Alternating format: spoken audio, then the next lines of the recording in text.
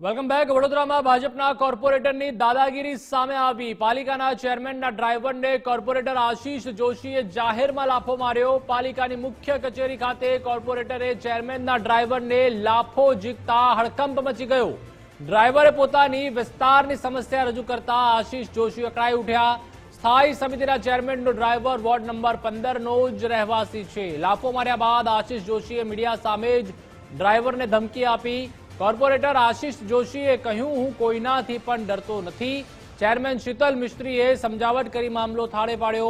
ડ્રાઈવરે ખોટા આક્ષેપ કરતા લાફો માર્યો તેવું કોર્પોરેટર આશીષ જોશીનું કહેવું છે। મને નહોતી ખબર કે ચેરમેનનો ડ્રાઈવર છે।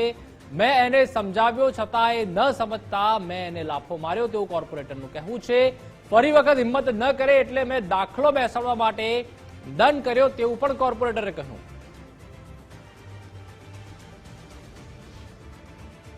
અમારા વોર્ડના કાઉન્સિલરે મને લાફો મારી દીધો, કારણ કે મેં એમને રજૂઆત કરી કે અમારી સામે ભાઈ તળા છે, એમાં કચરો બહુ ભરાઈ ગયેલો છે। કચરાની અંદર દર ચોમાસે એ કચરો બધો પાણી ભરાય એટલે ઉભરાઈને બહાર આવીને અમારા ઘરો સુધી આવે છે। અમારે સામે મેદાન છે, એમાં પુષ્કળ કચરો છે। એ કચરો થોડા દિવસ પહેલા પવન આવ્યો તો બધો ઉડી ઉડીને અમારી સોસાયટીઓમાં ગરી ગયો, અમારા ઘરોમાં ગરી ગયો। એટલે અમે રજૂઆત કરવા ગયા તો એમને દાદાગીરી કરીને મને થાપો મારી દીધો। સ્થાયી સમિતિના અધ્યક્ષના ડ્રાઈવરને લાફો માર્યો ત્યારે સુધી એ અમે જાણતા જ નહોતા કે આ ડ્રાઈવર છે અને સ્થાયી સમિતિના અધ્યક્ષનો ડ્રાઈવર છે।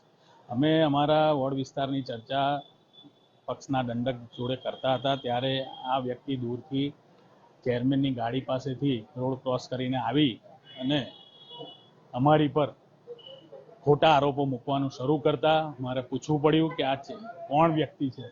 ત્યારે ખબર પડી કે આ ચેરમેનશ્રીનો ડ્રાઈવર છે। ત્યારે મેં એને સમજાવ્યો કે ભાઈ તું તારા રોલમાં રહે, તારી જે જવાબદારી છે એ ડ્રાઈવરની છે, તું તારી જગ્યાએ જતો રહે। છતાં પણ પાયા વિહોણા આક્ષેપ, ખોટી રીતના આક્ષેપો, અપશબ્દો બોલવાનું ચાલુ રાખતા મારે એને સમજાવ્યો, છતાં પણ ન માનતા એને લાફો માર્યો છે।